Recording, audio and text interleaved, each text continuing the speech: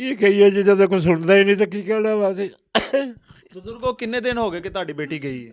10 ਦਿਨ ਹੋ ਗਏ, 15 ਦਿਨ ਹੋ ਗਏ। 15 ਦਿਨ ਹੋ ਗਏ। ਹਾਂਜੀ, ਤੇ ਕਿੰਨਾ ਲੋਕਾਂ ਨੇ ਅਗਵਾ ਕੀਤੀ ਹੈ? ਜੱਟਾਂ ਨੇ ਜੀ, ਮੁਸਲਮਾਨਾਂ ने जी। ਕੀ ਨਾਂ ਹੈ ਉਹਨਾਂ ਦਾ? अली हैदर। खुदावंद के अजीम नाम में आप सबको सलाम। नाज़रीन, इस वक्त मैं मौजूद हूँ चीचा वतनी में और यहाँ पर एक मसीही बेटी को अगवा कर लिया गया और उसको मुबैना तौर पर जो है उसको ज़बरदस्ती जो है मज़हब तब्दीली करवा दी गई। जी सर विल्सन, बताइएगा। जी बहुत शुक्रिया आपके आमद का। ये मामलात कुछ ऐसे हैं कि 47-12 का इलाका है, चीचा वतनी का, उकाम वाला बंगला है, ये थाना उकाम वाला लगता है इनको। और यहाँ पर बर्बरियत का बाज़ार गर्म है और 13 साला बच्ची को घर से उठा के ले गए हैं और ले जाकर ज़बरदस्ती इस्लाम कबूल करवा रहे हैं। और इसके अलावा अगर बात करें निकाह की तो उसका निकाह भी कर दिया गया है। हालांकि नई अमेंडमेंट जो आई है अभी, और उसमें तो निकाह करने वाला भी और निकाह में शामिल होने वाला भी गवाहों तक सजाएं हैं।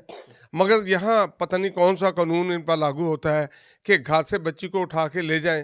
एक गरीब घर है, अंडे बेचने वाला बाप है, इस घर को सारा दारोमदार चला रहा है। यहाँ पर FIR तो दर्ज हो चुकी है, ये बच्ची के अगवा की हुई है और आगे इतने दिन गुजर चुके हैं, बच्ची के साथ क्या हो रहा है उसका कोई जुर्म शामिल नहीं।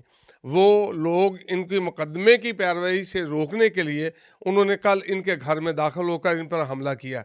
ये खुद तो तफ्तीश पे गए हुए थे थाना में और इधर कुछ लोग जनाब इनके घर आ गए। मुकदमे की पैरवी से रोका जा रहा है, बच्ची वापस नहीं की जा रही, जबरी मज़हब तब्दीली करवाई जा रही है, जबरी निकाह करवाया जा रहा है उसका, और उसको अपनी हिरासत में रखा हुआ है और वीडियो वायरल कर रहे हैं। ये कौन सा इंसाफ है, मुझे बताएं। ये इस वक्त बुजुर्ग जो आप देख रहे हैं ये रो रहा है, इसकी बीवी जिसकी टांग फ्रैक्चर है वो रो रही है और अरबाब इक़्तिदार जो है वो अभी तक सो रहे हैं। जितने हमारे MPs MNAs हैं वो उनको मेरा ख्याल इनकी आवाज़ सुनाई नहीं देती। और शुक्रिया आपका, आप आए हैं, परवेज़ भाई आए हैं और अनवर परवेज़ भाई, और आप इनकी आवाज़ मान रहे हैं। मगर ये आवाज़ जिन्होंने उठानी चाहिए, जिनको असम्बलियों में, मरीम नवाज़ साहिबा चीफ मिनिस्टर पंजाब, उन्होंने ऐसे इक़दाम किए हैं कि बच्चियों के लिए, ख़वातीन के लिए वो मर मिटती हैं। वो कहती है कि अगर किसी ने किसी को हरासा भी किया तो उसकी खैर नहीं। मगर यहाँ पर तो इतना जुल्म है कि घर से 13 साल की बच्ची जो अपनी मर्ज़ी से अपना सार नहीं बना सकती, अपनी मर्ज़ी से जनाब वो वोट नहीं डाल सकती या ना वोट बना है, अपनी मर्ज़ी से उसका लाइसेंस नहीं बन सकता, अपनी मर्ज़ी से उसको बंदूक का लाइसेंस नहीं दिया जा सकता क्योंकि जो किसी को मारना देगा नाबालिग है ना। मगर यहाँ पर मज़हब का अगर वो तब्दीली का मामला है तो मज़हब की तब्दीली कैसे कर सकती है? इतनी अकल कहाँ पर? उसके बयान की क्या वैल्यू है? उसके निकाह की क्या वैल्यू? जिन लोगों ने निकाह किया, जिन मौलवी साहबान ने निकाह किया, उनके खिलाफ भी जो है कानूनी कार्रवाई की जाएगी। हमारी तो इल्तिजा है कि जो अमेंडमेंट आई है, पहले भी ऐसे ही है, कानून मौजूद है। अभी पंजाब गवर्नमेंट ने जो अलहदा से एक अमेंडमेंट की है उसमें जो निकाह खां है उसके खिलाफ भी कार्रवाई है, उसको 8 साल सजा है। मगर यहाँ पर कोई सुनने वाला नहीं। अगर इनके पास एक CTS तंजीम है, वो पहुँचे हैं, वो उस बच्ची की आवाज़ बनने के लिए, हम पहुँचे हैं, परवेज़ साहब पहुँचे हैं, आप पहुँचे हैं, मैं इनके साथ हूँ। मैं कहता हूँ कि इस बर्बरियत के जो बाज़ार को गर्म किया गया है, इसको खुदारा नकेल डाली है। ये जो कम आमदनी वाले लोग हैं, गरीब घर हैं, इन लोगों के घरों पर इन लोगों की नज़रें होती हैं जो उनके घरों को ताक झांक करते हैं और उनकी बच्चियों पर नज़र रखते हैं। खासकर देखें, यहाँ एक गरीब घर की बच्ची ले गए, रवायत पड़ गई, दूसरे बंदों को भी इनके वो नमूना देते हैं कि यार फलां घर गरीब है, फलां घर गरीब है, उन पर नज़र रखो।